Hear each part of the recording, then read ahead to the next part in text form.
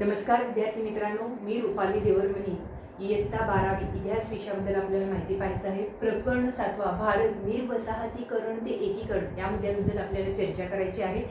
तर त्यामध्ये 3-4 पॉईंट आहेत एकूण. निर्वसाहतीकरण ते एकीकरण, त्यामध्ये जुनागड आहे, हैदराबादचा मुक्तीसंग्राम आहे, काश्मीरची समस्या आहे.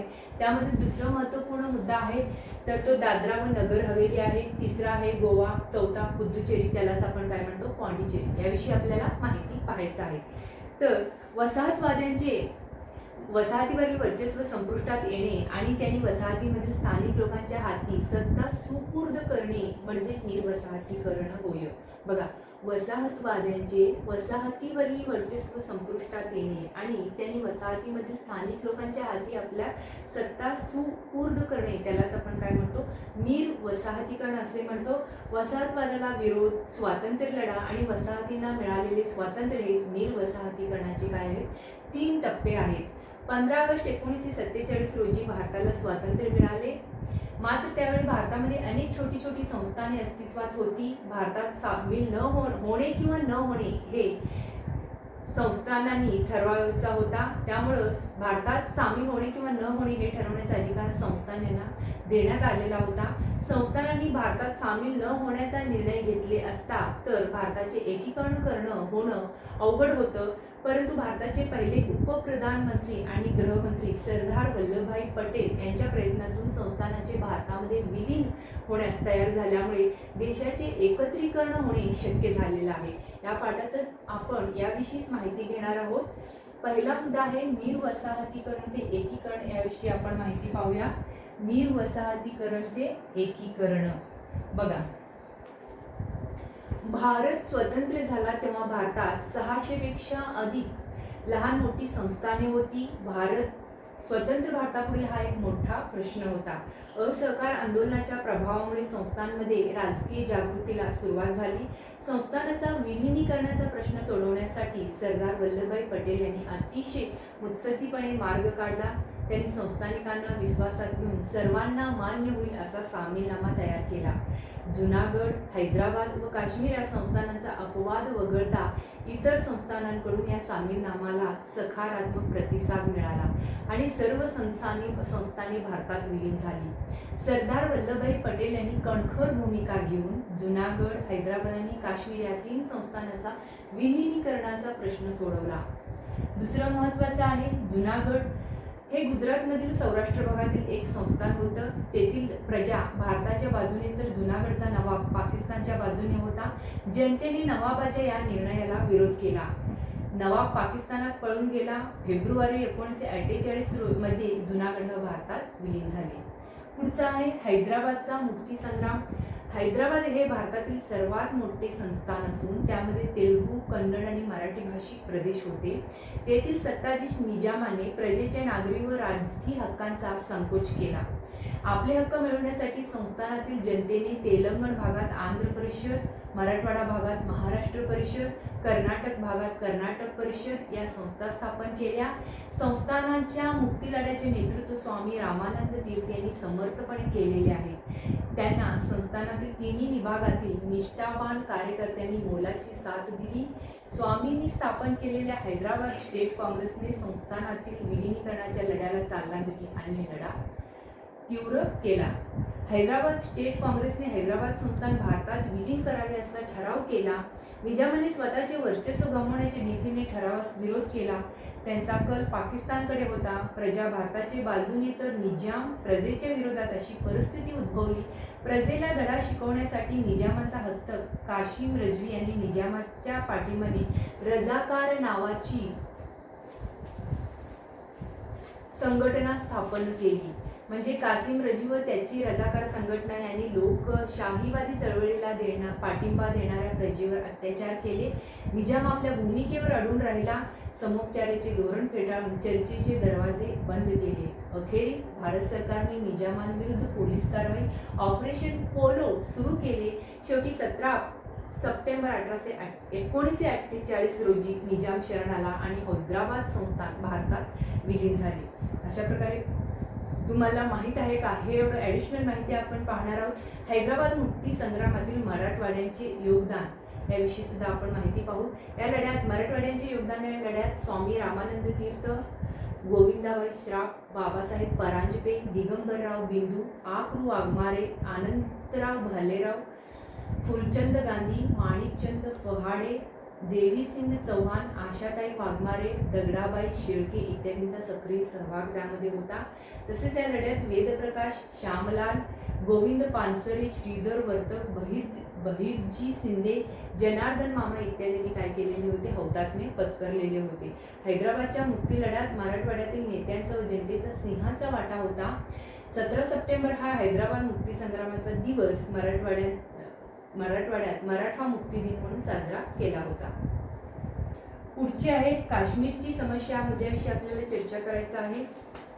बघा, जुनागड झाला, हैदराबादचा मुक्ती संग्राम झाला. आता आपण काय पाहणार आहोत, काश्मीरची समस्या याविषयी माहिती पाहणार आहोत.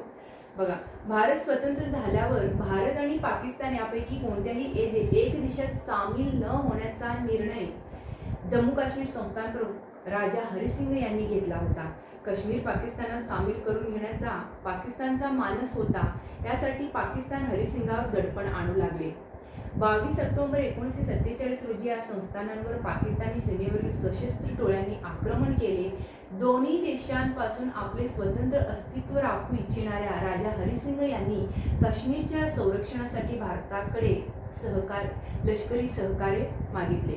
27 ऑक्टोबर 1947 रोजी राजा हरिसिंग यांनी आपले संस्थान भारतात विलीन करण्यास परवानगी दिली. भारत सरकारकडे त्यांनी आपला सामीलनामा सुपूर्द केला. अशा प्रकारे काश्मीर भारतात विलीन झाल्यानंतर भारतीय लष्करी काश्मीरच्या रक्षणासाठी गेले. लष्कराने काश्मीरचा मोठा भाग घुसखोरांच्या हातून परत मिळवला. काही भाग मात्र पाकिस्तानच्या ताब्यात राहिला. जानेवारी 1948 मध्ये भारताने काश्मीरचा प्रश्न संयुक्त राष्ट्रसंघात नेला. दोन देशांमधील काश्मीरच्या या वादास आंतरराष्ट्रीय स्वरूप प्राप्त झाले.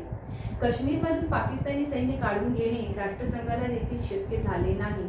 परंतु प्रौढ मताधिकारांच्या आधारे तत्कालीन नॅशनल कॉन्फरन्स पक्षाच्या सरकारने घटनासभेसाठी मतदान घेतले. घटनासभेने भारतात विलीन होण्यावर शिक्कामोर्तब केले. जम्मू काश्मीरची घटना अंमलात आली व तेव्हापासून जम्मू काश्मीर हा भारतीय संघराज्याचा अविभाज्य भाग आहे. भारतीय घटनेच्या कलम 370 अन्वये काश्मीरला विशेष राज्याचा दर्जा प्रदान करण्यात आलेला आहे. पुढचा आहे 7.2 दादरा व नगर हवेली याविषयी आपण माहिती पाहणार आहोत. तर बघा, गुजरातच्या समुद्र किनाऱ्यापासून काही अंतरावर असलेल्या आणि दमणगंगा नदीच्या उत्तरेकडील किनाऱ्यावर वसलेल्या दादरा व नगर हवेली या प्रदेशावर पोर्तुगीजांची सत्ता होती. या भागांवर त्यांनी गव्हर्नरची नेमणूक केली होती. 15 ऑगस्ट 1947 नंतर हा भाग पोर्तुगीजांनी भारताच्या ताब्यात घेऊन निघून जाणे अपेक्षित होते, परंतु पोर्तुगीज गेले नाहीत. स्थानिक जनता पोर्तुगीजांच्या विरुद्ध सक्रिय झाली. United front of Goans, Azad Gomantak दल यांनी परस्पर सहकार्य करून हा भाग पोर्तुगीजांच्या ताब्यातून मुक्त करण्याची मोहीम आखली. 1954 मध्ये फ्रान्सिस मस्कारेन्सिस, विमल सरदेसाई या आझाद गोमंतकच्या नेत्यांनी चळवळ तीव्र केली. कार्यकर्त्यांनी प्रखर आंदोलनाच्या माध्यमातून नगर हवेलीचा भाग घेतला.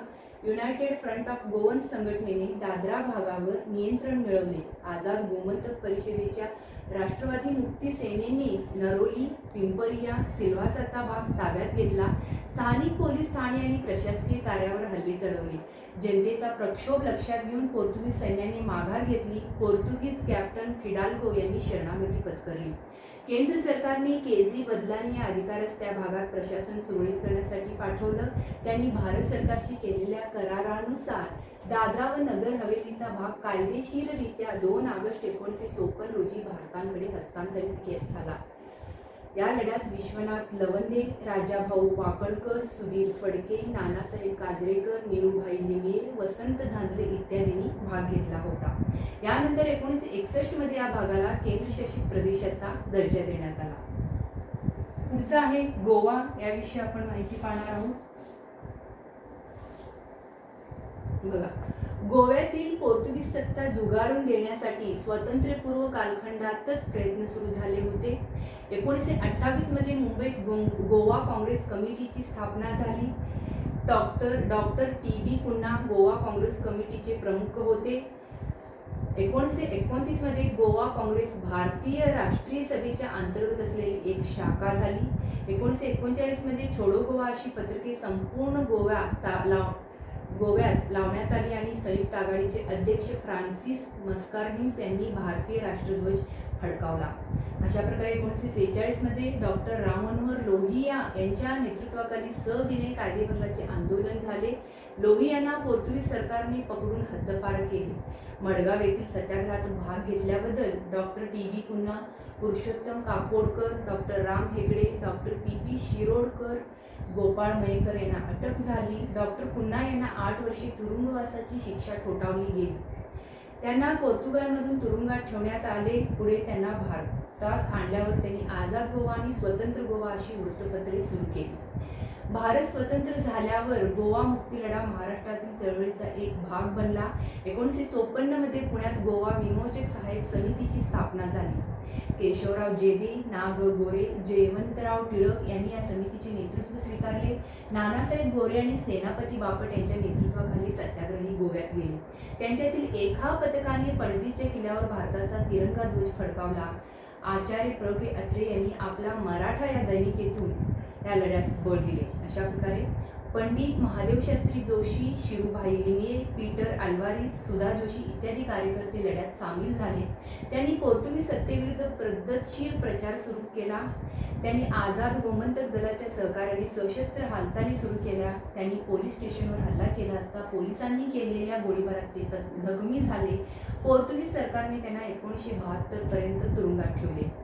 पंडित जवाहरलाल नेहरू यांनी लोकभावनेची दखल घेऊन लष्करी कारवाईचा निर्णय घेतला. ऑपरेशन विजय या सांकेतिक नावाने भारतीय सैन्य गोव्यात उतरले. स्थानिक जनतेनेही सैन्याला मदत केली. पोर्तुगीजांनी पेरलेल्या भूसुरुंगाबद्दल त्यांनी सैन्याला माहिती दिली. 48 तासाच्या आत पोर्तुगीज शरण आले. 19 डिसेंबर 1961 रोजी गोवा भारतीय संघराज्यात सामील झाले. गोव्याचे 450 वर्षाचे पारतंत्र्य हे काय झालेले आहे, संपुष्टात आलेले आहे.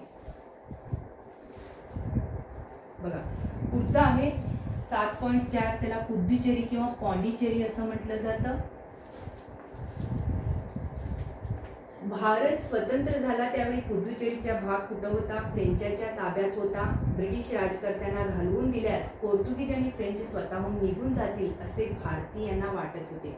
पुद्दुचेरी, कारिकल, माहे आणि यानम हे एकमेकाशी निगडीत नसणारे प्रदेश आणि पश्चिम बंगालमधील चंद्रनगरचा प्रदेश फ्रेंचाच्या ताब्यात होता.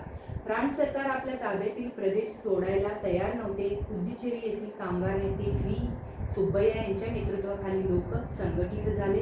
त्याची दखल घेऊन भारत सरकारने फ्रान्स सरकारकडे पुद्दुचेरी भारताला परत करण्याची आग्रही मागणी केली. जून 1948 मध्ये दोन्ही सरकारांमध्ये करार होऊन पुद्दुचेरीच्या विलिनीकरणाचा निर्णय घेण्यात आला. वाटाघाटी, आंदोलन आणि प्रत्यक्ष कारवाई या मार्गाने पुद्दुचेरीचा प्रश्न सुटण्याची शक्यता निर्माण झाली. सन 1949 ते 50 मध्ये सार्वमताद्वारे चंद्रनगर भारतात विलीन झाले. पुढे 13 ऑक्टोबर 1954 रोजी फ्रान्स आणि भारत या उभय सरकारांमध्ये विलिनीकरणाची प्रक्रिया निश्चित झाली. विधिमंडळ आणि नगरपालिकांमध्ये विलिनीकरणाच्या बाजूने मतदान झाले. 1 नोव्हेंबर 1954 रोजी भारताला या सगळ्या फ्रेंच वसाहतींचा ताबा मिळाला. 1962 मध्ये या कराराला फ्रान्सच्या संसदेने मान्यता दिली. 1963 मध्ये पुद्दुचेरी हा केंद्रशासित प्रदेश झाला. प्रधानमंत्री पंडित नेहरू आणि सरदार वल्लभभाई पटेल यांच्या पुढाकाराने भारतातील संस्थानांचे प्रदेश भारतीय संघराज्याचे घटक बनले आणि भारताच्या एकीकरणाची प्रक्रियाही पूर्ण झाली. पुढील पाठात आपण जागतिक महायुद्धे आणि भारत याविषयी माहिती घेणार आहोत. नमस्कार.